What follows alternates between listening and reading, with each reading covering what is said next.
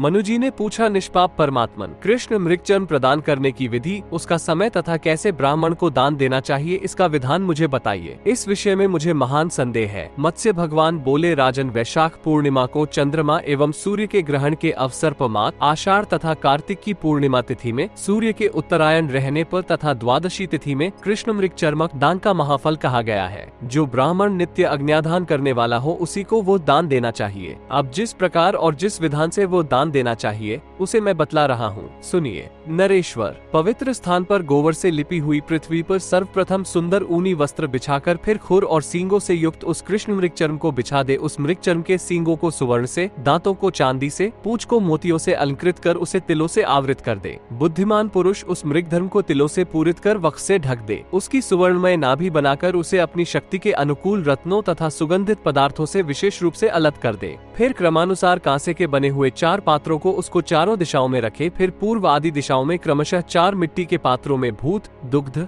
दही तथा मधु विधिवत भर दे। तदुपरांत चंपक को एक डाल तथा छिद्र रहित एक कलश बाहर पूर्व की ओर मंगलमय भावना से स्थापित करे। मार्जन के लिए एक सुंदर महीन पीले वस्त्र का प्रयोग करे तथा धातु निर्मित पात्र उसके दोनों पैरों के पास रख दे। तत्पश्चात ऐसा कहे कि मैंने लोभ में पड़कर जिन जिन पापों को किया है वे लौहमय पात्र आदि का दान करने से शीघ्र ही नष्ट हो जाएं। फिर कांसे के पात्र को तिलों से भरकर बाएं पैर के पास रखे और कहे कि मैंने प्रश्नवश जिन जिन पाप का आचरण किया है मेरे वे सभी पाप इस कांस्य पात्र के दान से सदा के लिए नष्ट हो जाएं। फिर ताम्र पात्र में भरकर दाहिने पैर के पास रखे और कहे कि दूसरे को निंदा या चुगली करने अथवा किसी अवैध मांग का भक्षण करने से उत्पन्न हुआ मेरा पाप इस ताम्र पात्र का दान करने से नष्ट हो जाए। कन्या और गौ के लिए मिथ्या कहने से तथा परकीय स्त्री का स्पर्श करने से जो पाप उत्पन्न हुआ हो मेरा वह पाप चांदी के पात्र दान से शीघ्र ही नष्ट हो जाए। चांदी तथा तांबे के बने हुए पात्रों को पैर के ऊपरी भाग में रखना चाहिए। जनार्दन, मैंने अपनी दुष्ट बुद्धि के द्वारा हजारों जन्मों में जो पाप किया है उसे आप सुवर्ण पात्र के दान से शीघ्र ही नष्ट कर दे। यह मंत्र सुवर्ण पात्र दान करते समय कहे।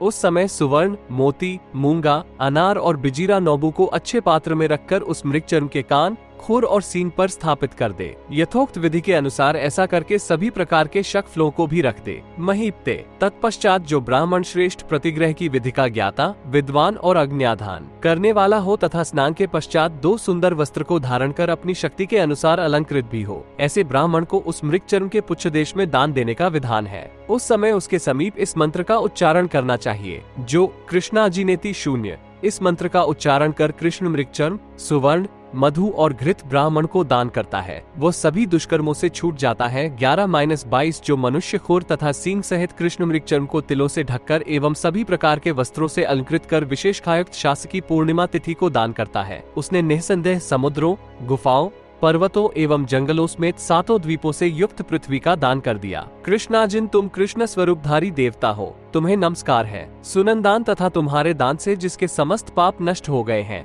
ऐसे मुझ पर तुम प्रसन्न हो जाओ। कृष्णाजिन, तुम 33 देवताओं के आधार स्वरूप निश्चित किए गए हो और साक्षात मूर्तिमान श्री कृष्ण हो, तुम्हें प्रणाम है। पुनः वृषभध्वज शंकर मुझ पर प्रसन्न हो जाए, इस भावना से सुवर्णयुक्त नाभि वाले मृगचर्म का दान करना चाहिए। जो श्याम वर्ण, कृष्णकंठ तथा कृष्ण चर्म धारण करने वाले देवता हैं, आपके दान से पाप शून्य हुए मुझ पर वे शंकर प्रसन्न हो। राजन, उपर्युक्त विधि से कृष्ण मृगचर्म का दान देने के पश्चात उस प्रतिगृहीता ब्राह्मण का स्पर्श नहीं करना चाहिए, क्योंकि वो शमशानस्था अस्पृश्या चिता खूंटे के समान हो जाता है। उसका श्राद्ध और दान के समय दूर से ही परित्याग कर देना चाहिए। उस ब्राह्मण को अपने घर से विदा कर फिर मंगल स्नान करने का विधान है। राजेंद्र, तत्पश्चात आचार्य चंपक की शाखा से युक्त जलपूर्ण कलश के जल से दाता के मस्तक पर आप्यायस्व समुद्र ज्येष्ठा 0 आदि 16 ऋचाओं से अभिषेचन करे।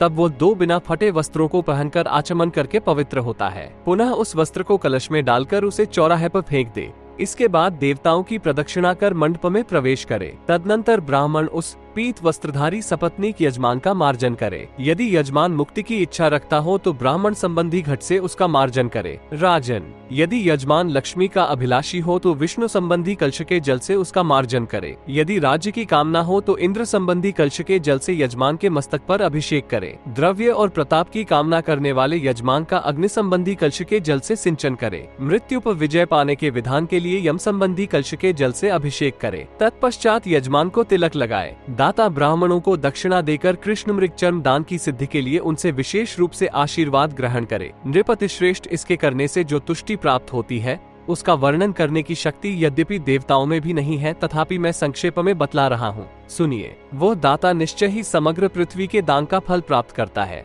सभी लोगों को जीत लेता है, पक्षी के समान सर्वत्र स्वेच्छानुसार विचरण करता है, महाप्रलय काल पर्यंत निःसंदेह स्वर्गलोक में स्थित रहता है, पिता पुत्र की मृत्यु और पत्नी के वियोग को नहीं देखता, उसे मर्त्यलोक में कहीं भी धन और देश के परित्याग का अवसर नहीं प्राप्त होता। जो मनुष्य समाहित चित्त हो कुलीन ब्राह्मण को श्री कृष्ण की प्रिय वस्तु कृष्ण मृगचर्म का दान करता है, वो कभी मृत्यु की चिंता से शोकग्रस्त नहीं होता और अपने मन के अनुकूल सभी फलों को प्राप्त कर लेता है।